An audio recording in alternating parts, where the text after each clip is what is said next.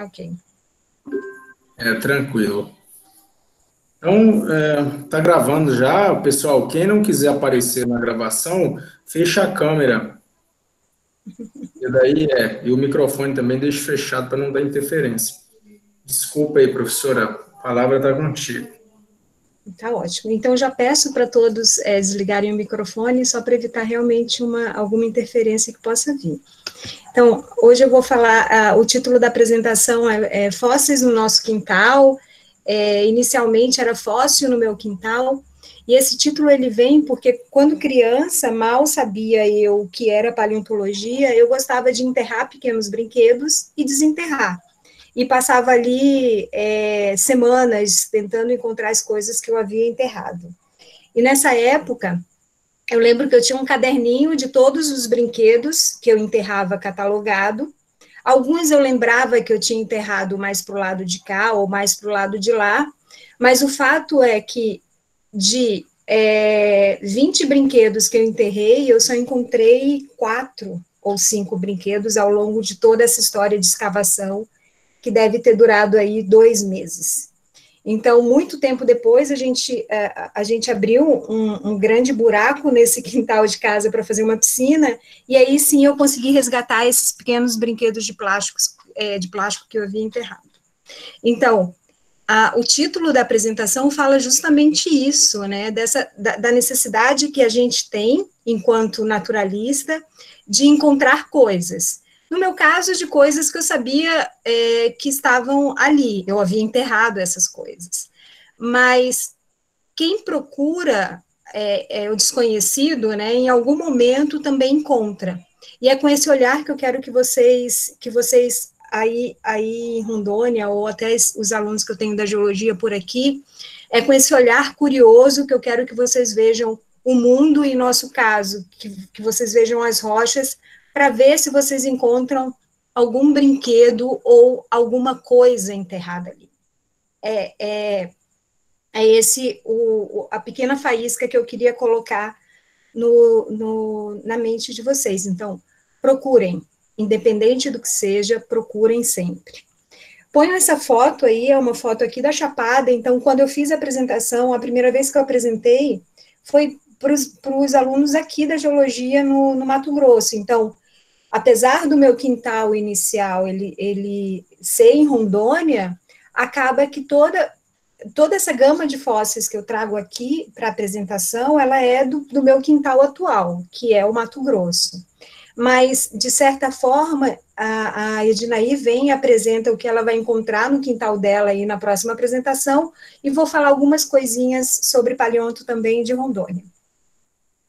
Então, como colaborador nessa apresentação, eu tenho todas as turmas de geologia que foram para campo comigo desde o ano de 2010, e coletaram alguns desses achados que eu ilustro nessa apresentação. Eu sempre falo isso, e para quem esteve comigo aí do IFRO ano passado, vocês vão lembrar muito disso. A grande diferença entre nós biólogos e os geólogos é que eles entendem que tudo que a gente vê na paisagem atualmente é resultado de um tempo que aconteceu há muito tempo atrás. E quando eu falo a diferença entre um e outro, é porque na nossa mente de biólogo, esse tempo, ok, é um tempo bem longo, mas a gente não tem noção de quão longo é esse tempo. Então, se você pega aí a escala de tempo geológica, se vocês googarem nesse momento escala de tempo geológico, vocês vão ver quadrinhos coloridos como esse que eu apresento aqui, dizendo quando o tempo em questão começa e até onde ele vai. Então, se vocês pegarem uma escala de tempo completa, essa amarela que está em tela é um pequeno pedaço dessa escala de tempo. Se vocês pegarem a escala de tempo completo, vocês vão ver que toda essa história ela começa há bilhões de anos. Eu falei bilhões de anos. Então, a nossa mente de biólogo, pelo menos a minha, ela funciona numa escala de um experimento de 100 anos é um experimento muito longo. Nossa, um experimento de 1000 anos, eu não consigo imaginar. Milhões, muito menos, imagina bilhões. Então, a história que nós, naturalistas, que trabalham com coisas mais antigas, buscamos, são histórias muito antigas, e que elas podem ser extraídas de rochas. Então, eu ponho uma foto aí de um afloramento recém-aberto, na época em que passamos, isso foi início de 2000, quando o governo federal ele quis fazer uma passagem para o Pacífico. Então, esse barranco ele fica numa estrada nova, recém-aberta, no estado do Acre, então, nosso estado vizinho aí. Então, eu tenho, de um lado, esse barranco, do outro lado, um pequeno extrato de tempo, que vai de 20 milhões de anos ao recente. Então, eu não sei se vocês estão vendo meu prompt, mas, então, o topo dessa sequência amarela seria onde a gente está hoje. A gente está ali no 0 ano dessa grande escala. Então, por que eu pus 20 milhões de anos aí? Esse afloramento, na verdade, esse pacote de rocha é conhecido como Formação Solimões. Então, eu trabalho com ela há muito tempo. Nessa unidade, nessa camada de rochas, a gente encontra um montão de fósseis. A gente encontra fósseis de Purosaurus, que é aquele jacaré gigante, que provavelmente vocês já tenham visto foto, principalmente essa foto que está no Museu da Federal do Acre. Encontramos tartarugas, encontramos pedaços de folha, semente. Então, a diversidade do conteúdo fossilífero é muito grande nesse pacote de rocha. Nessa ocasião, antes da gente subir ao afloramento, então ele parece que está em planta, mas na verdade ele tem 30 metros de altura. Então, o fotógrafo meio que deitou no piso e tirou essa foto. Nessa ocasião, a gente não sabia o que ia encontrar. Então, realmente, o Acre tem muitas rochas dessa unidade, da Formação Solimões, e que a Formação Solimões é sabida que ela tem mais ou menos esse intervalo de tempo aí, de 20 milhões de anos. Exatamente no tempo, a gente não consegue precisar nesse caso. Então, a gente precisariam, por exemplo, métodos absolutos para a gente datar a rocha e saber qual que é a idade exata desse barranco. E por que a gente precisa saber a data exata de alguma coisa? Para a gente contextualizar em relação a todos esses animais e plantas, o momento exato que eles coexistiram, nesse caso. No entanto, é muito complicado datar essas rochas. E na geologia a gente fala que são rochas sedimentares, que são rochas que são depositadas em todos os ambientes que a gente conhece hoje em dia. Então, por exemplo, mar, ele acaba colocando ou depositando as areias que a gente conhece, e com o passar do tempo, com o passar de milhões de anos, toda essa história, toda a história de evolução do ambiente, ela pode ser contada através do estudo dessas camadas de rocha. Então, eu queria de novo que vocês olhassem para esse barranco, e olha só, vocês conseguem ver, por mais que não estudem rocha, que vocês conseguem ver piso 1, que é esse mais de baixo, mais amarronzado cinza. Alguma coisa acontece ali que ele começa a ficar mais laminado, como se fosse um folhado de salgadinho, massa podre, que chama.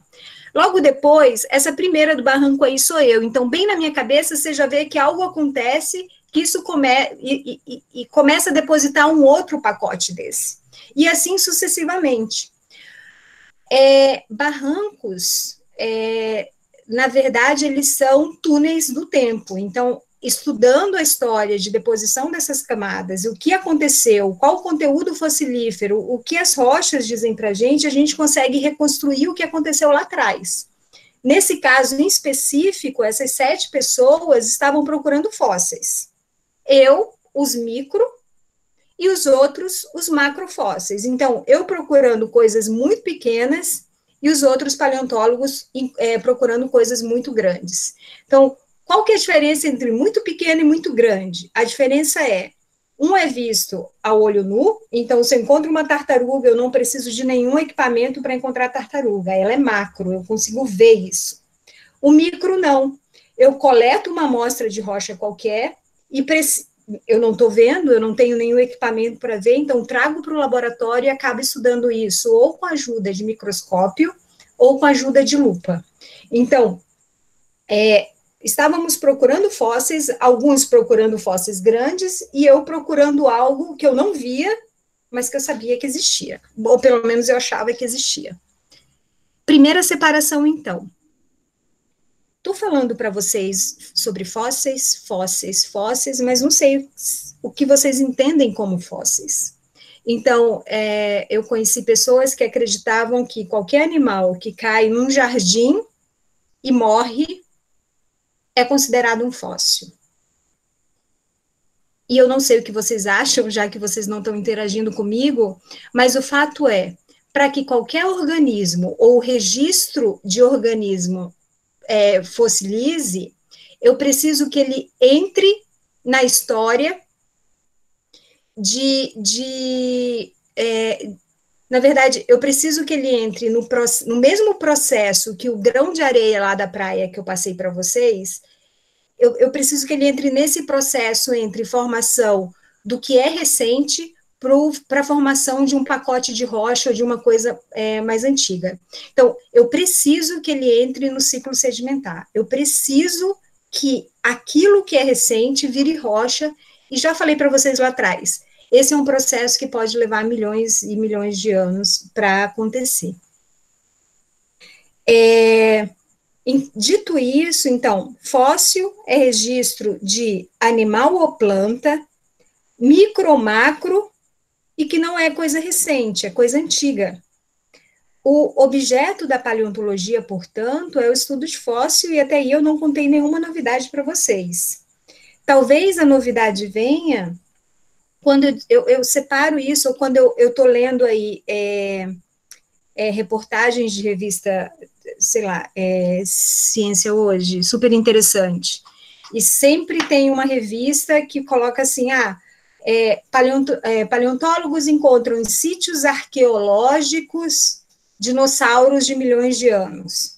Então, a paleontologia, ela difere muito da arqueologia, e a diferença entre uma coisa e outra é que a arqueologia, ela se preocupa principalmente em estudar civilizações, humanos, ou coisas ligadas a humanos, artefatos,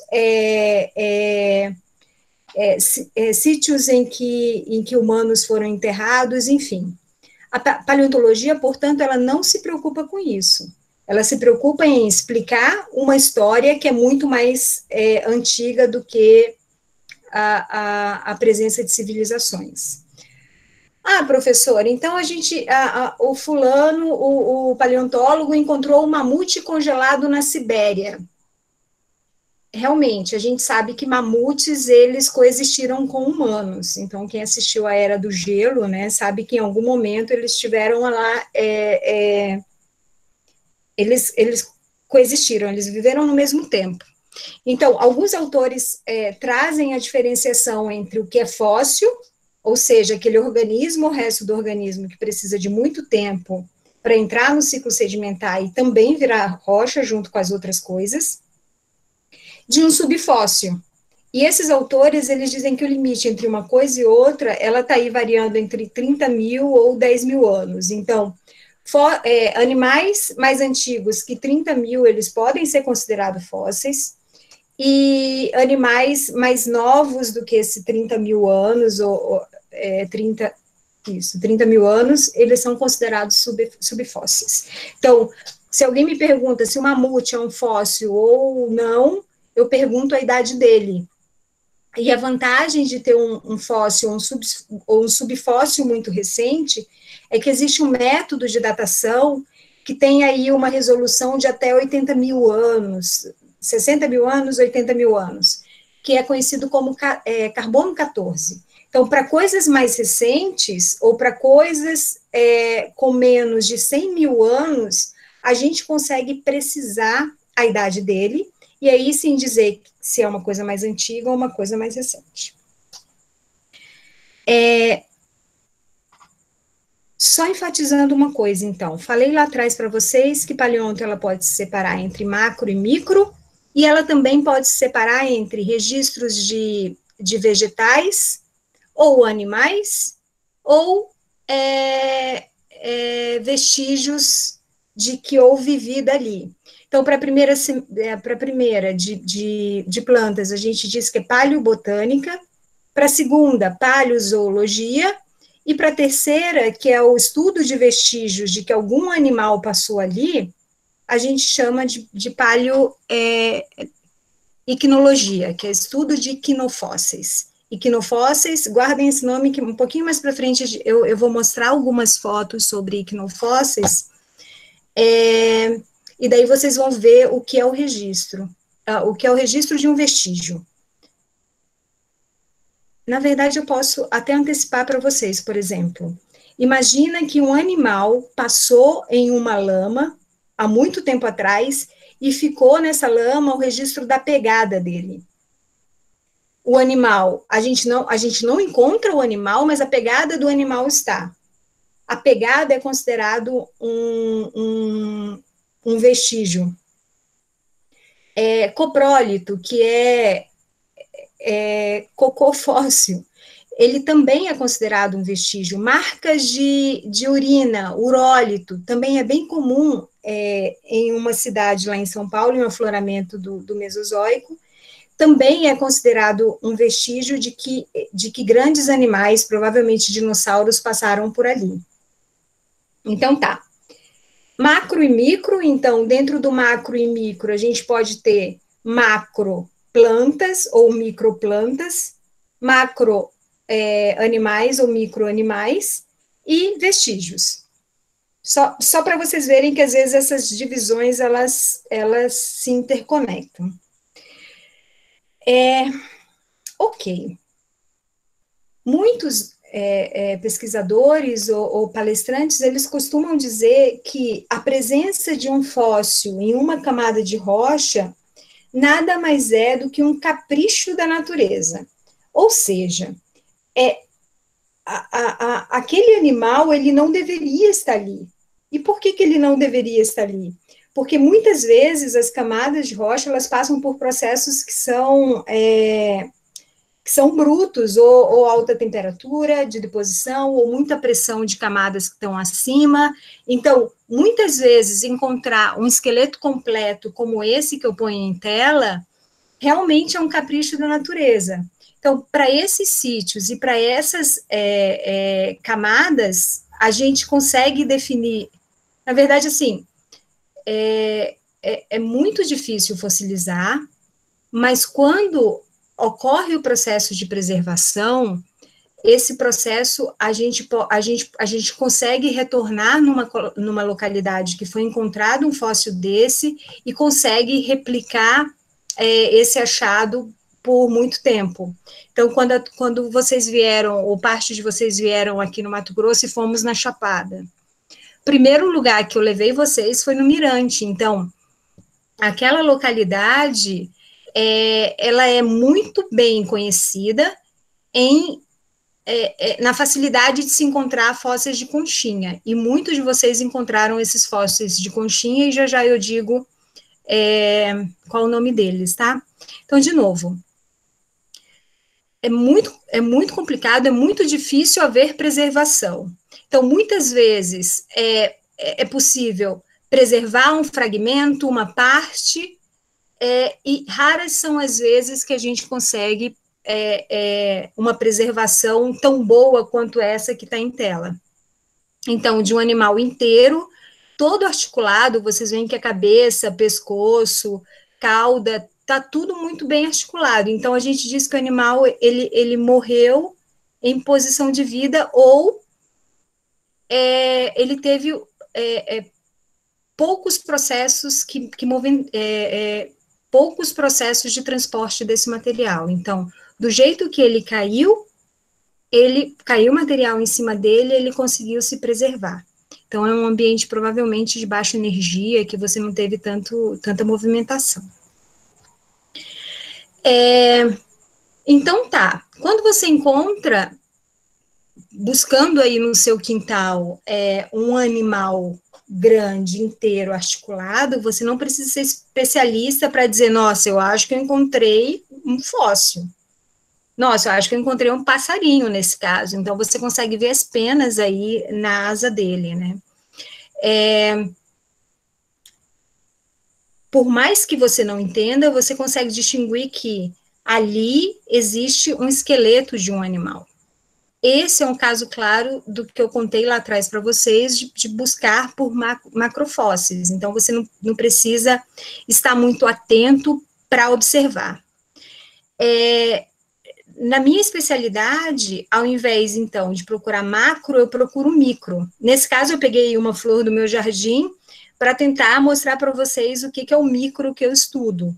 Então, esse amarelinho de cima é onde cai o pólen, e ele fertiliza a flor e depois vai dar um fruto. Esse é o ciclo de qualquer angiosperma que vocês conhecem talvez melhor que eu. O fato é que esse amarelinho de baixo aqui são as anteras, e essas anteras, elas estão cheias dessa estrutura, na verdade, elas estão cheias de pólen. Então, eu pus aí um pólen representante, então, com morfologia representante a esse tipo de planta. E qual que é a função disso?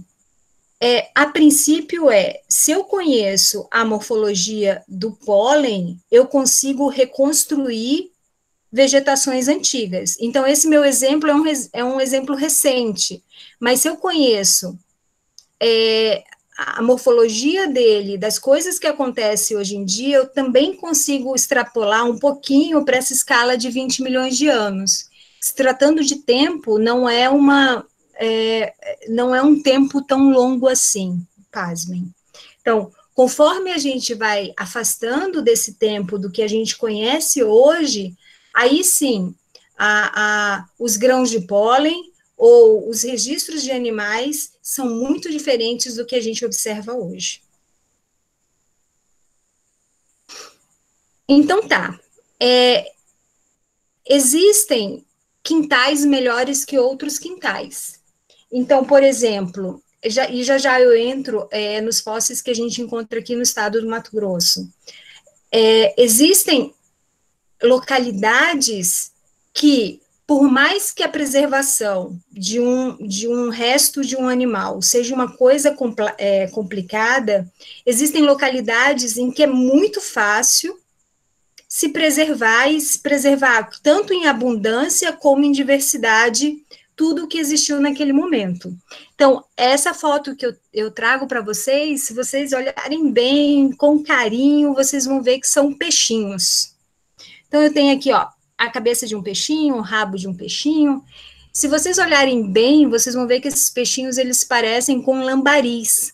São aqueles peixinhos pequenininhos, que aqui, pelo menos aqui no Mato Grosso, a gente vai numa peixaria qualquer, eles jogam na frigideira e você come isso como entrada. Não sei se em Rondônia faz, eu nunca comi lambari aí em Rondônia, aqui sim. Então, são peixinhos pequenininhos que não passam de 10 centímetros. Essa é uma parede de um museu lá na cidade do Crato, no Ceará. Ceará, a bacia do Araripe, ou os fósseis do Araripe, são reconhecidos mundialmente. Então, para quem estuda pterossauro, para quem estuda libélula, para quem estuda sapo, esses fósseis todos são do Cretáceo, e um dos melhores do mundo, os melhores fósseis do mundo do Cretáceo, eles podem ser encontrados, portanto, na bacia do Araripe. Então, mas por que isso acontece lá? Existem vários estudos que mostram qual a especificidade do ambiente. Então, eu falei para vocês que, normalmente, ambiente de baixa energia, como lagos, ou pequenas, na verdade, ou grandes poças de lama em que o animal cai e fica ali e não sofre nenhum processo para que ele se quebre, desarticule, esses lugares são um dos melhores. E no Ceará a gente tem um dos lugares perfeitos para se fossilizar. Então, Ok, a grama do vizinho sempre é mais verde, o fóssil do Cretáceo do Ceará é um dos melhores, mas o que a gente pode encontrar aqui? Então, eu pus aí Mato Grosso, que é de onde eu vou falar de verdade, mas eu também vou puxar um pouquinho a brasa para a sardinha para falar do que a literatura traz sobre os fósseis de Rondônia. Então, eu pus esse mapa para ver que somos estados vizinhos. Em relação à geologia, a gente também divide uma bacia sedimentar, ou seja, uma parte da história de toda essa história geológica, ela está dividida tanto aqui no estado do Mato Grosso, como no estado aí de Rondônia. Então, por mais que exista essa divisão geográfica, a geologia não levou em conta isso, e esse pacote de rocha, ou parte de coisas que a gente encontra aqui, a gente encontra aí também. Aí, vocês lembram lá no início que eu falei que o tempo, a gente consegue compartimentalizar o tempo através da escala de tempo geológico, e que essa escala de tempo, ela é contada sempre de baixo para cima. Então, a gente sempre começa contando das coisas mais antigas, nesse caso aqui, o tempo, a gente chama pré-cambriano, para falar de um tempo que começa em 4,6 bilhões de anos e vem até mais ou menos 550 milhões de anos. Então, é um pacote que tem quase que 85% de toda a história da Terra contada nele. E nesse pacote, em relação à origem da vida, ou a origem das primeiras células procariontes e eucarionte, é aqui que começa tudo. Então, esse arqueano, a gente tem lá o primeiro nominho lá embaixo, adeano. Adeano vem do grego de inferno, então a gente não sabe absolutamente nada sobre adeano, só sabe que a Terra era uma grande bola de fogo. O arqueano, a gente começa a ter as primeiras evidências de vida, e já eu falo para vocês como é que começa essa vida, ou o que as rochas mostram para a gente sobre a origem dela. E daí, sim, tanto no paleoproterozoico, meso e neoproterozoico, a gente já começa a ter uma diversidade maior, principalmente de algas e organismos multicelulares lá no finalzinho do proterozoico. Isso. Esse rapaz que está aí em pé, na verdade, eu tirei essa foto do trabalho de doutorado desse rapaz, que se chama Guilherme Romero, tem aqui, logo abaixo da foto, o nominho dele. Ele estudou esses registros de vida, que, no caso, nada mais é do que pacotes de rocha que guardaram a forma macro da existência da vida. Me explico. O nome desse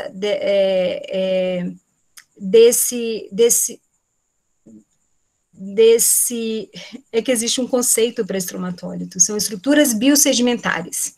Então, essas estruturas nada mais são do que em forma, elas são muito parecidas, por exemplo, com coral. A gente sabe que coral representa a vida animal, né, poríferas, quinidários, enfim. Nesse caso, esses grandes corpos que formavam grandes corais, eles eram formados por cianobactérias. Então, a gente tinha ali grande massa de matéria orgânica, principalmente cianobactéria, formado principalmente de cianobactéria, que acabava aprisionando partículas que existia nesse ambiente. No caso desse ambiente, eu estou falando, nesse caso em específico, ambiente marinho.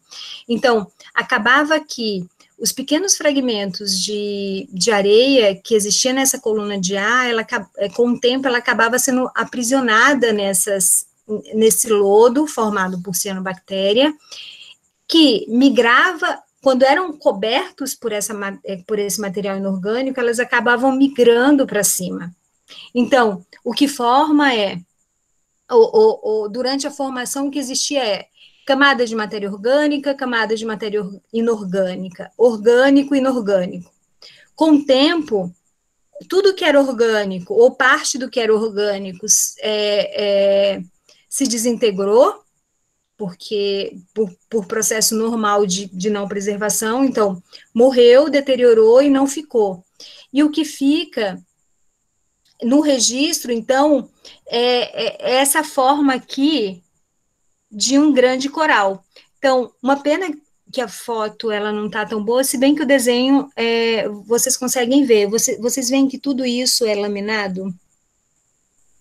Então, o que essas lâminas elas mostram? Justamente essas camadas, principalmente formado por essa deposição de um material inorgânico.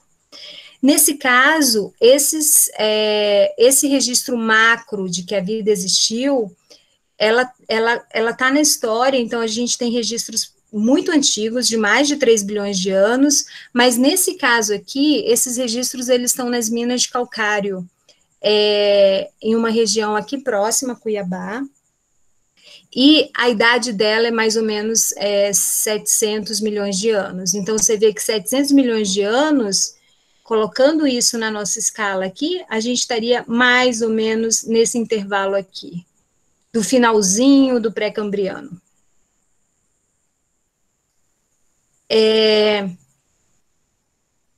Essa foto é de um ex-aluno nosso, e ele está em cima de um estromatólito.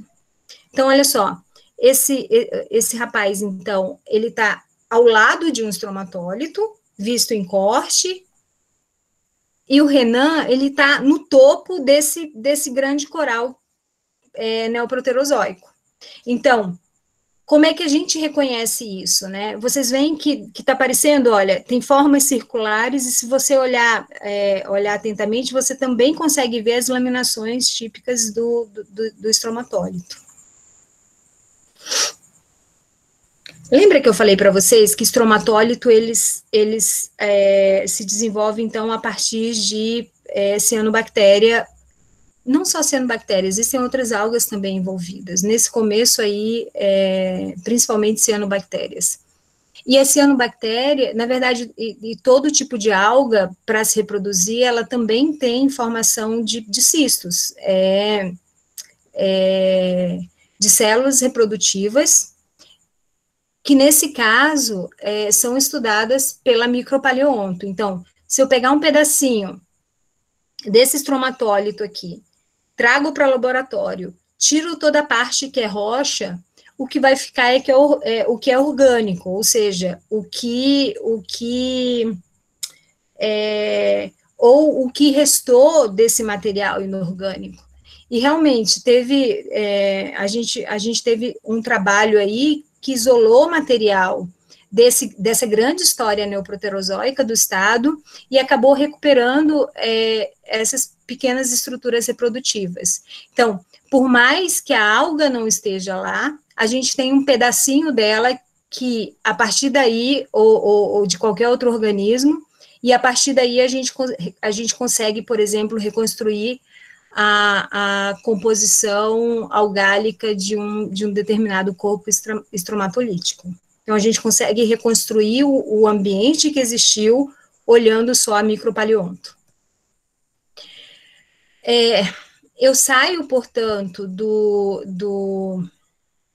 dessa história pré-cambriana, dessa história de origem da vida, quando acontece, então, o aparecimento das primeiras células procariontes, eucariontes, e assunto para uma palestra à parte falar dessa origem, ou como que acontece tanto a origem das primeiras células, como a origem das primeiras eucariontes, por exemplo. Nesse caso, saindo, então, dessa história pré-cambriana, a gente começa a contar a história de um intervalo conhecido de forma geral como fanerozoico, que conta a história dos últimos 500 milhões de anos. Então, a princípio, ou antigamente, imaginava-se que a vida animal tinha se desenvolvido somente no Paleozoico. É aqui que a gente tem os grandes répteis, os anfíbios, e todos esses grandes grupos de animal e planta que a gente conhece hoje em dia. Hoje, sabe-se que alguns pequenos invertebrados provavelmente já existiram aí nessa pequena transição entre pré-cambriano e fanerozoico. Para começar, e trazendo, então, essa história para o estado do Mato Grosso, a gente sai desse intervalo de 500 milhões de anos e traz a história de 380 milhões de anos, um período, está aqui em bege, conhecido como Devoniano. O Devoniano é o período em que os fósseis da Chapada foram depositados. Nessa época existia um grande mar, e nesse mar existiam vários organismos, sendo que os que mais facilmente estão preservados nessas rochas são os braquiópodes. Então, para quem estudou aí invertebrados, sabe que braquiópode é um filo à parte, mas que a principal característica dele é que ele tem concha. Então, muitas vezes a gente confunde braquiópode com molusco, mas, como eu falei, é um filo à parte e, por isso, tem morfologia completamente distinta, desde a composição da carapaça, como morfologia propriamente dita, né? É outro mundo isso aqui. Essa foto eu trago 1, 2, 3, 4, 5 formas de braquiópodes diferentes, então, queria muito poder interagir com vocês, mas quem fez a coleta ali no Mirante, viu que muito facilmente a gente conseguia encontrar 4 espécies diferentes em meia hora de coleta. Então, não é muito fácil vislumbrar a diversidade de organismos que viveu nesse mar e que, por isso, a gente consegue preservar ali nesse pacotinho também. Mas o Devoniano, pelo menos as rochas do Devoniano daqui não marcam ou não guardam histórias só desses braquiópodes. A gente consegue ver também registros de quinofóssil. Então, nessa foto que está à direita, você consegue ver, então, o martelo. O geólogo adora tirar foto de martelo. E por que ele tira foto de martelo? Porque o martelo ele serve como escala para a gente dizer o tamanho do equinofóssil que tem do lado dele. Mas, professor, eu não estou vendo nada, desculpa, mas, Silane, eu não estou vendo nada aí. Mas, se vocês olharem bem, do lado do martelo, então, você tem uma parte mais rebaixada, mais quebrada, mas você tem também um tubo, um equinofóssil, o registro de que um animal passou por ali, que é marcado justamente por essa matriz, por essa cor mais rosada aqui. Então, você tem quase que um T formando.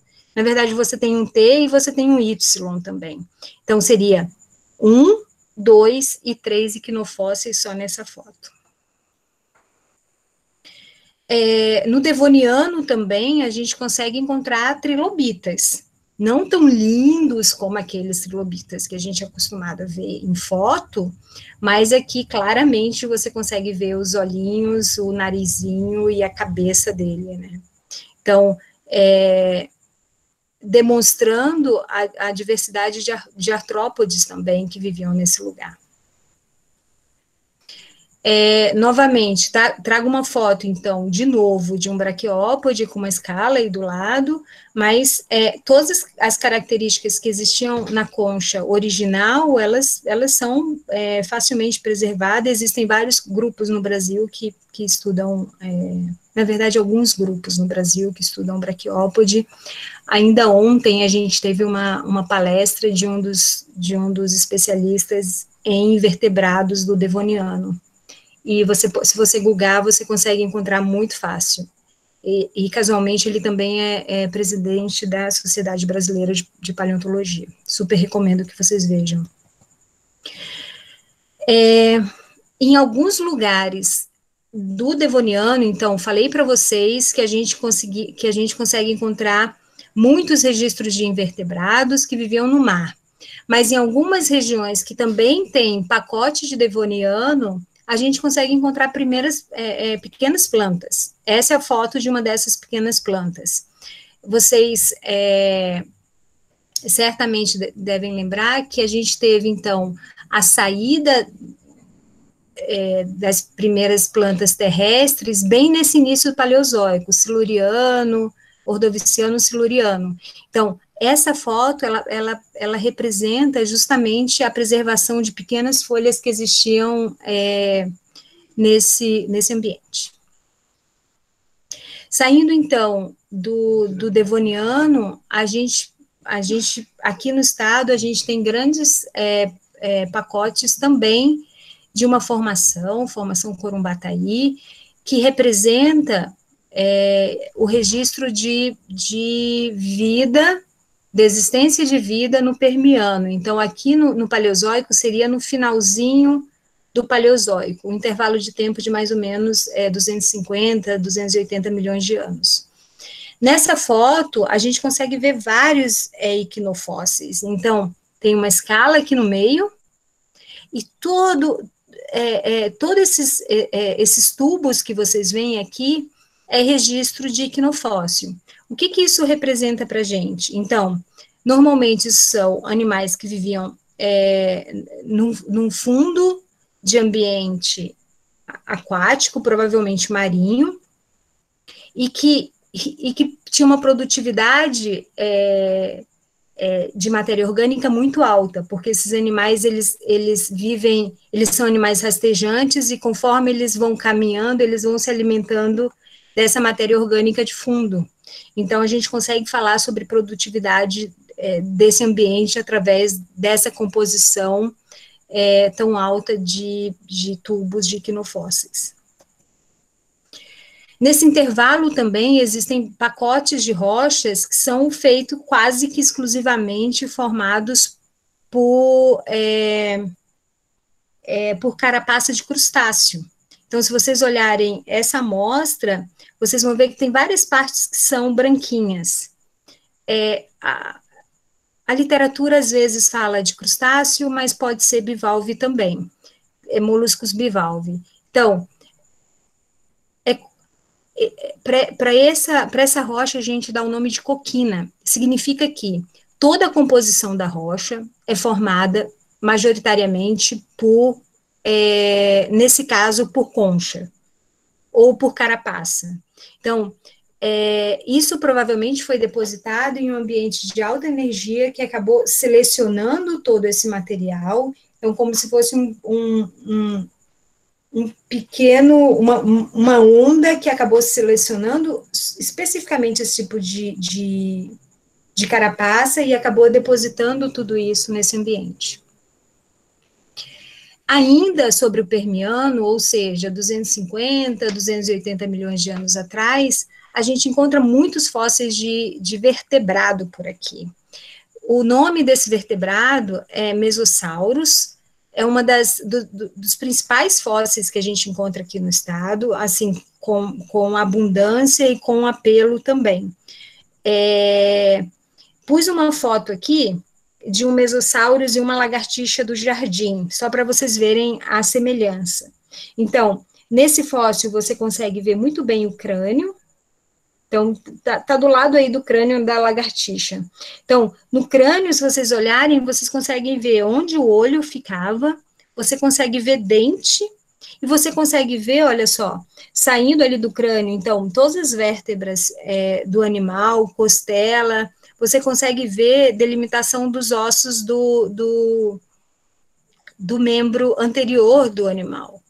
Então, a preservação é espetacular, e nesse caso aqui a gente tem um registro dos répteis mais basais, dos anápsidas. E por que por que a gente encontra muito facilmente esses animais aqui? Porque eles estão restritos a minas de calcário. Na verdade, a preservação, eles viviam em um mar também, e durante a deposição dessas rochas, eles acabaram morrendo e sendo preservados. Mas uma coisa é você ter animal preservado e a outra coisa é você ter a exposição desse pacote de rocha em qualquer lugar. Então, a gente só consegue encontrar tantos mesossauros aqui, porque aqui no estado, e aí em Rondônia também tem muitas minas de calcário. Nessas minas de calcário, se alguém tiver eu ia falar o privilégio, mas na verdade, assim, a oportunidade de visitar uma mina dessa, fica de olho para ver. Ou se você não encontra mesossauros, eu acho um pouco mais complicado em Rondônia, já que a Bacia do Paraná não vai até aí, mas é possível que as minas de calcário daí a gente possa encontrar aqueles estromatólitos lá do início da apresentação, aqueles grandes corais formados a partir da atividade de cianobactérias. Então tá, a gente encontra então muitas vezes o corpo do animal articulado, todo completo, como esse que vocês viram na foto. Quem esteve no laboratório comigo, eu mostrei esse fóssil, é um dos xodóis que a gente tem. Mas também em afloramentos próximos a este de calcário, a gente encontra também muita costelinha isolada, vértebras isoladas, e aqui a foto demonstra isso. Então, seria possível a gente reconstruir um Frankenstein desse animal, utilizando esses pedaços de ossos que a gente encontra em alguns afloramentos. Apesar desse trabalho não ter sido feito aqui no estado, assim como no Permiano a gente encontra esses fósseis de vertebrados, a gente encontra também os equinofósseis que eu mostrei para vocês em uma outra unidade, as coquinas. Se você olhar o conteúdo micropaleontológico, ele é muito abundante, apesar de não ter sido estudado ainda. Esses grãos de pólen que vocês observam aí, vocês veem que eles têm um corpo central e que eles têm duas asinhas. Eles são conhecidos como grãos alados, grãos com asa, típicos de plantas tipo gimnosperma, onde a dispersão do pólen é feita principalmente pelo vento. Então, a morfologia do pólen acaba facilitando a dispersão dele. E a literatura traz por isso que ele tem algumas asinhas também, então, para ajudar a dispersão. No Paleozoico, principalmente essa parte mais acima do Paleozoico, é bem comum a gente encontrar grãos alados de gimnosperma. É bem comum, não. A maioria dos não só tem gimnosperma no Paleozoico. É isso mesmo. A gente sai do Paleozoico, então, e a gente entra aqui no Mesozoico. O Mesozoico, ele começa em mais ou menos 250 milhões de anos e ele finaliza na grande extinção dos dinossauros, que acontece, os desenhos infantis trazem como 65 milhões de anos, então é a idade que a gente tem aproximada. 65 milhões de anos. E aqui no estado, o registro de Cretáceo, ele é muito bom. Então, a gente consegue encontrar, na verdade, foi encontrado crânios de crocodilo. Então, nessa foto, a gente tem aí a mandíbula e dente desses crânios. E esses animais, eles muito se parecem com os crocodilos encontrados em Minas Gerais também, então estão encontrando uma relação entre os dois. A gente encontra também no Cretáceo daqui, ou foi encontrado no Cretáceo daqui, uma espécie de dinossauro que é tido como o maior predador brasileiro, maior dinossauro predador brasileiro. Ele era carnívoro, então, se vocês olharem, eles lembram muito do nosso parente americano aí, do T-Rex. Então, eles são bípedes, dentes pontiagudos, demonstrando, então, nesse desenho, nessa ilustração, que eles eram carnívoros. E como é que chegou a essa identificação? Encontraram nesse fóssil, principalmente, vértebras caudais, que levaram à identificação desse grupo, e é o primeiro fóssil descrito aqui no estado, fóssil de dinossauro descrito aqui no estado do Mato Grosso. Algumas expedições de campo têm sido feitas para coletar ainda mais dinossauro, coordenadas principalmente pelo professor Rogério, e que eles também estão conseguindo encontrar diversos ossos de dinossauros, mas nesse caso principalmente os quadrúpedes, né, os herbívoros, são os saurópodes. Quando eu falei para vocês, então, que somos estados vizinhos, existe um rondoniense chamado Rodrigo Villa, que ele está estudando as madeiras do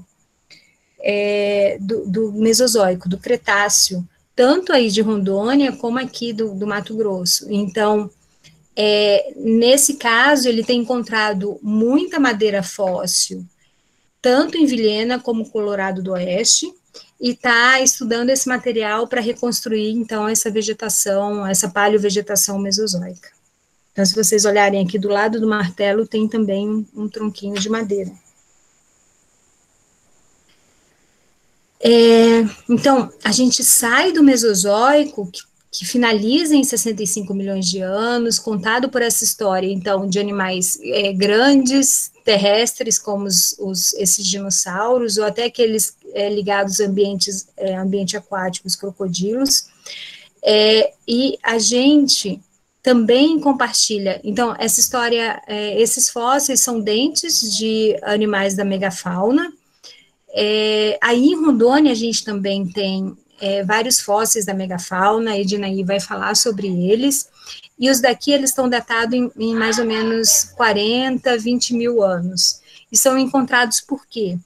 Principalmente pela atividade de garimpo que acontece na região norte do estado, ali é a Amazônia também. Então os garimpeiros, quando vão procurar ouro, em um cascalho que em Rondônia a gente conhece como mucururu, eles acabam trazendo esse material fossilífero. Então, a gente não tem exposição desse material em afloramento, tem principalmente, a gente consegue recuperar principalmente por conta da atividade dos garimpeiros. Isso aqui também é do mesmo animal, né, desses mastodontes. Então, você consegue ver parte da mandíbula dele e alguns dentes inseridos aqui. A mesma coisa nos fósseis de cima, visto em outra visão. Esses fósseis de vertebrados, eles, então, contam essa história recente, né, de 40 mil, 20 mil anos também. Durante esse tempo, a gente tem muito material, por exemplo, microfossilífero, encontrado aqui no Pantanal. Então, lá no início da palestra eu falei para vocês que um barranco daquele é um túnel do tempo, né? Então, olhando do topo do barranco até embaixo, a gente teria, então, uma história mais recente, embaixo uma história mais antiga. E como é que a gente encontra histórias antigas de lugares? Então, existem duas maneiras. Mostrei para vocês as minas de calcário, que são exposições de rochas, então o que a gente consegue ver ali é abertura de lugares ou dessas rochas que até então a gente não tinha acesso. Então, a gente consegue contar histórias, se houver, tanto na rocha, na descrição da rocha, dizer como é que foi o ambiente, tudo isso, mas também a gente consegue contar história através do conteúdo paleontológico.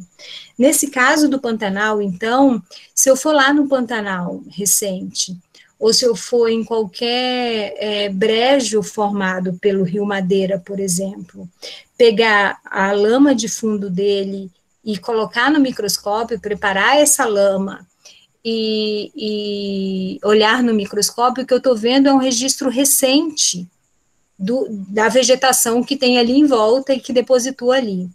Para a gente acessar uma história que ela é mais antiga, a gente precisa perfurar. Então, ou uma perfuração como essa que fizemos no Pantanal, que chegou a 3, 4 metros de profundidade, e aí sim a gente foi tirando pedacinhos de material que existia, preparava e olhava no microscópio, Como é uma história mais recente, a gente consegue utilizar carbono 14. Então, a história do Pantanal está dando para a gente também aí 20 mil anos de história, 12 mil, 20 mil, 12 mil anos de história. Então, através do estudo sistemático, micropaleontológico desses poços de 3, 4 metros, a gente consegue reconstruir como é que foi a vegetação ali. E isso a gente faz em vários ambientes. A gente pode fazer na Amazônia, a gente pode fazer na Mata Atlântica, a gente pode fazer no Cerrado.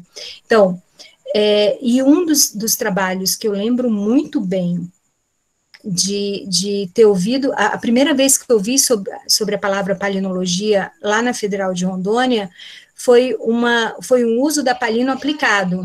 Então, alguém de uma área de mineração precisava reflorestar aquela área. Então, o empresário ele era obrigado a reflorestar aquela área. E que ele já tinha tentado diversos tipos de vegetação e que nada tinha dado certo. Então, ele chamou um palinólogo para ajudá-lo.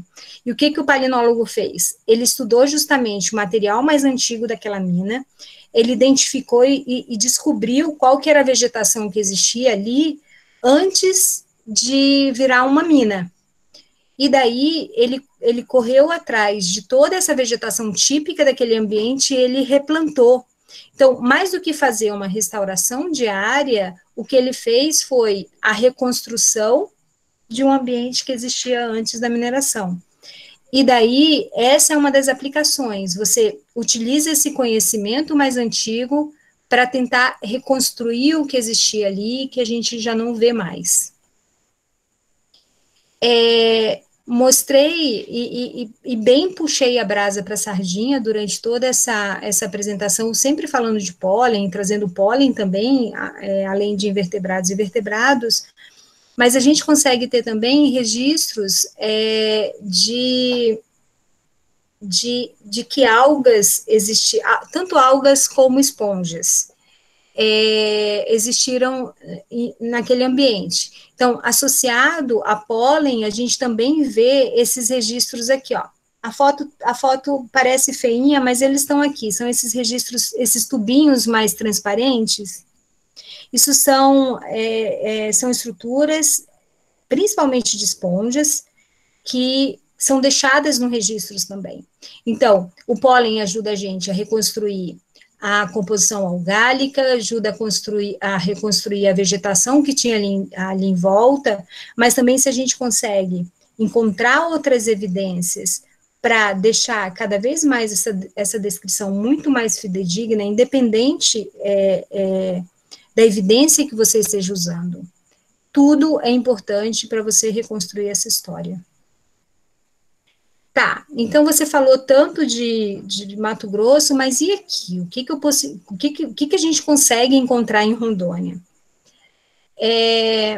Os principais registros que a gente encontra em Rondônia, então, se você faz uma busca na literatura, a maior parte das coisas encontradas em Rondônia, elas são coisas quaternárias, que é justamente essa história aí dos últimos milhares de anos.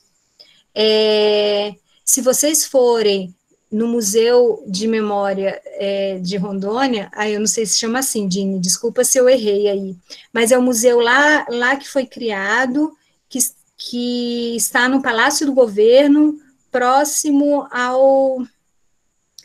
Catedral, ao Banco do Brasil da Dom Pedro. Não sei se está aberto também, Dini, no final você me responde, mas no museu... esse museu ele acabou juntando todos os fósseis encontrados, principalmente vindos da atividade de reconhecimento e de resgate da abertura das usinas aí no Rio Madeira, tanto Giral quanto as outras usinas, e esse é o lugar onde está depositado toda a coleção. E quando eu falo que a maior parte, então, dos registros que a gente encontra aí em Rondônia é de quaternário, justamente porque houve essa grande exploração nesses rios, e por isso a gente acabou juntando muito mais material. Mas, de fato, a gente também consegue encontrar em Rondônia, nessa região que eu falei para vocês, Vilhena e Colorado do Oeste, as madeiras. A gente tem alguns poucos registros de micropaleontologia também, talvez um ou outro estudo do Paleozoico, ou provavelmente pré-cambriano, e algumas fotos dessa história pré-cambriana. Então, tudo que a gente sabe da paleonto do estado, as informações elas são muito dispersas. Muitas vezes alguém mostrou uma foto ou sabe que tem em algum lugar, mas de fato a ciência não conhece nenhum desses registros, ou está muito pouco representado. Então, cabe a vocês, cabe a mim, cada vez mais, ou cada vez que a gente for em algum ambiente, procurar. Independente que se alguém já encontrou ou não, vamos olhar e vamos procurar. Seja tubos, fui numa cachoeira e encontrei um tubo, será que é alguma coisa? Então, vamos observar, tirar foto e buscar ajuda para ver se isso é alguma coisa. Porque só assim a gente coloca Rondônia no mapa eu ia falar da paleontologia do país, né? Então, a gente precisa mostrar quais são os fósseis que a gente encontra aí. E, realmente, existem... Quando eu falo que os trabalhos são dispersos, eu estou falando desses outros registros, porque os fósseis quaternários, principalmente desses de megafauna, tanto animal quanto vegetal, a gente consegue encontrar referência e registros de alguns deles. Para finalizar, essa foto, então, tem, e por isso que eu ponho o agradecimento e a foto do professor Mário, né, que realmente foi um dos grandes incentivadores, e eu tenho muito a agradecer, porque se ele não tivesse ido, não sei para que rumo teria ido, ou para microbiologia, ou para, enfim, não faço ideia, mas muitas vezes a presença de um especialista em um lugar acaba trazendo à tona um desejo que você tem desde sempre e que você não sabe por pura falta de estímulo. Então, a presença do professor Mário em Rondônia, naquele momento, me lembrou que eu gostava de enterrar e desenterrar coisas, e hoje eu tenho certo que eu gosto mais de desenterrar coisas do que enterrar. Obrigadão, pessoal. Opa, nós que agradecemos aí, professora. Vamos lá, pessoal, agora é o momento das perguntas. Tem uma pergunta desde o início lá da Chayenne. A Chayenne foi da última vez que a gente foi, ela esteve aí no seu laboratório, ficou encantada, né? Eu lembro dela também. Pessoal, só mais uma coisa, desculpa, Diego. O Congresso de Paleonto vai ser o ano que vem aqui em Cuiabá. A história de trazê-lo para cá é que fica muito mais fácil da gente se deslocar daí. E já que Cuiabá é o meio do caminho, né, vamos se encontrar aqui, e eu espero muito encontrá-los aqui. Então, se me encontrarem aqui, por favor, diga, eu sou de Rondônia, porque realmente eu vou gostar muito de ver isso. Opa, isso é muito bom, facilita bastante, né? Porque quem está em Rondônia aí, para ir para o sul, sudeste, é sempre um problema. Em Mato Grosso já está bem pertinho, dá para ir de ônibus ou de carro, né? Fica bem mais tranquilo. De repente a gente consegue fazer até uma excursão aí, né? Fazer uma parceria aí, reunir, Oswaldo, levar o povo para lá. Né? Sim. A Chayenne fez uma pergunta sobre a paleoecologia, né? Acho que foi bem no início, quando você estava dando as definições.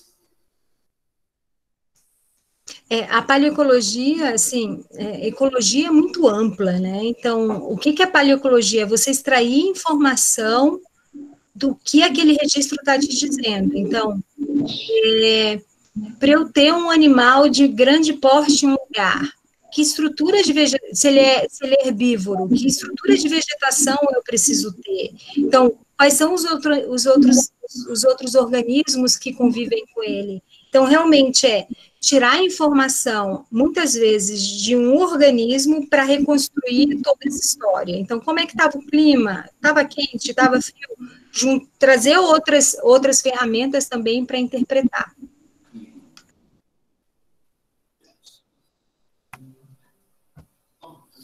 Legal.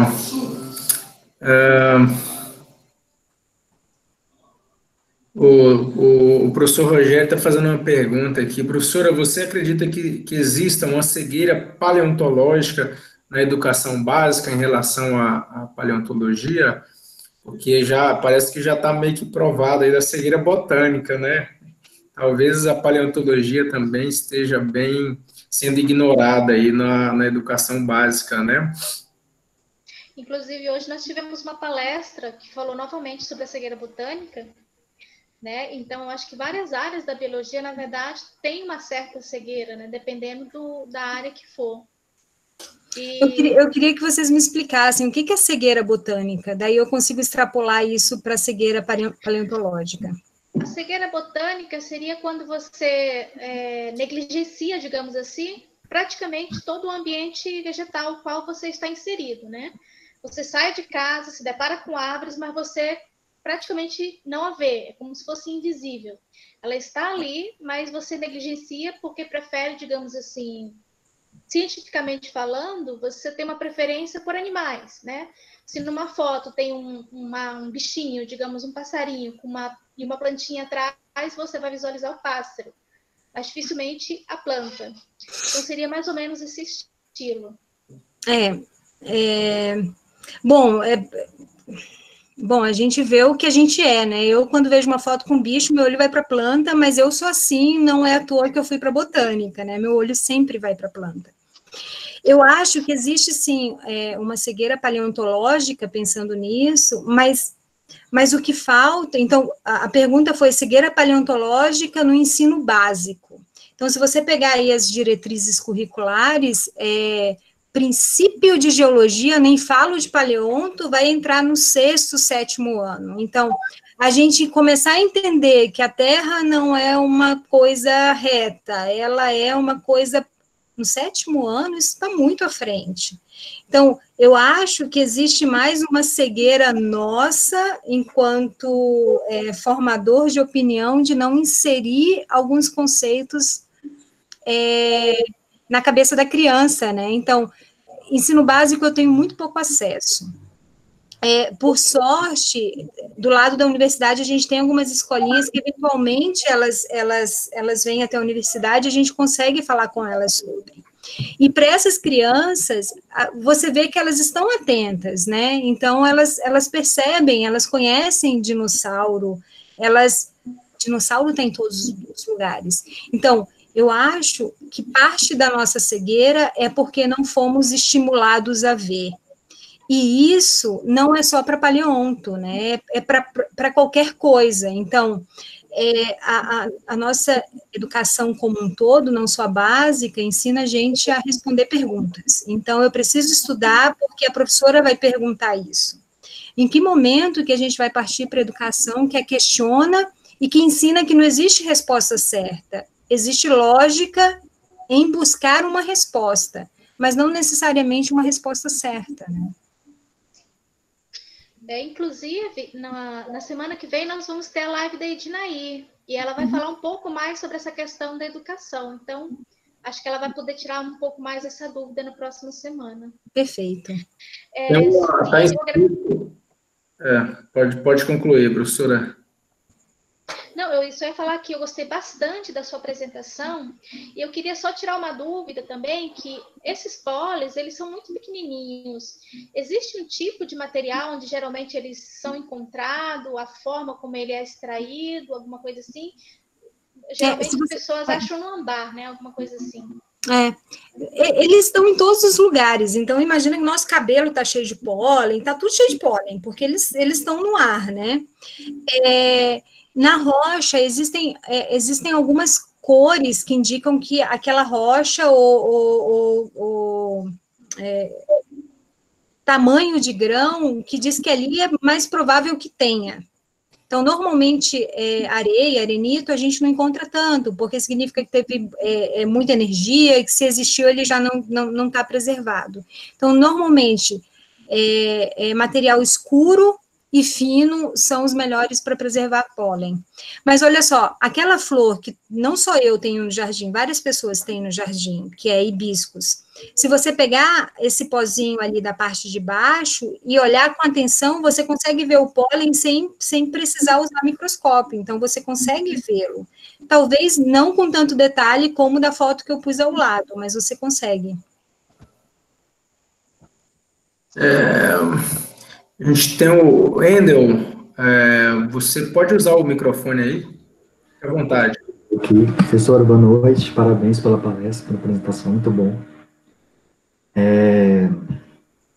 Eu queria fazer uma pergunta. O que tem de pesquisa ali para nosso quintal, né? Que eu fui aluno da professora aí em Mato Grosso, desse registro paleontológico da interface, assim, ediacarano-cambriano ali, né? Porque, por exemplo, assim, a gente vê na tectônica, nas reconstruções paleogeográficas, que a faixa paraguaia está ficando cada vez mais nova, né? Ali para o Mato Grosso do Sul, a galera está atrás dos fósseis bem fortemente. E aí em Mato Grosso já não tem tanta essa energia, assim, né, para essa busca, assim. Eu queria saber a sua opinião. Talvez seja a nossa cegueira paleontológica, né, Endel? Mas para te dizer que os próximos 4 anos eles vão ser bem reveladores. Então, não sei se você conheceu a professora Camila, ela tá bem interessada nesse neoproterozoico. A gente está com uma perfuração também que tem um limite aí pré-cambriano, fanerozoico. Então, realmente, eu acho que as coisas vão começar a aparecer. Não estávamos buscando, né? Então, a gente sabia que podia existir, mas a gente nunca deu prioridade a isso. Mas agora é um dos pontos prioritários, assim, desse novo grupo que está se formando. Então, aguarda aí que vai vir muita coisa bacana. Maravilha. Porque é isso mesmo que você tinha dito, né? Se a gente não é muito instigado a procurar, né? Agora que eu tô fora, assim, de Mato Grosso, eu olho, eu vejo tanta coisa e falo, nossa, assim, saber. E enquanto a gente, geólogo, tem um olhar um pouco mais, assim, bruto demais, né? Para as coisas não tão sensível. E aí só vai buscar essas coisas que são mais sensíveis quando a coisa está respondendo, né? E a tendência está mostrando muito isso, assim, estava vendo uns trabalhos, estou trabalhando uma coisa no Pantanal também, e vendo as estruturas que entram para aquela região que eu nunca imaginava, assim, você tá no meio tipo, estruturas, assim, que controlam a neotectônica, que acaba controlando o padrão de vegetação de lá, né, que saem, assim, lá do meio, entre Mato Grosso e Goiás, e vai parar lá no Pantanal, né? Então é muito legal isso, assim. Né? Eu acho que o Pantanal vai ser outra bela surpresa também, assim, Endel. O fato é que a gente tem um estado que ele é continental, né? Ele é muito grande e que a gente sempre foi cego. Então agora a gente vai começar a diminuir toda essa cegueira e vamos começar passinhos de tartaruga, né? Então, a gente está aqui trabalhando há 10 anos e você vê que as coisas, elas são lentas, mas que elas estão acontecendo. Isso me deixa, assim, bem feliz. A gente consegue ver evolução, não tem nada parado, assim. Obrigadão, Wendel. Obrigado, professor, pela resposta. Fico feliz também.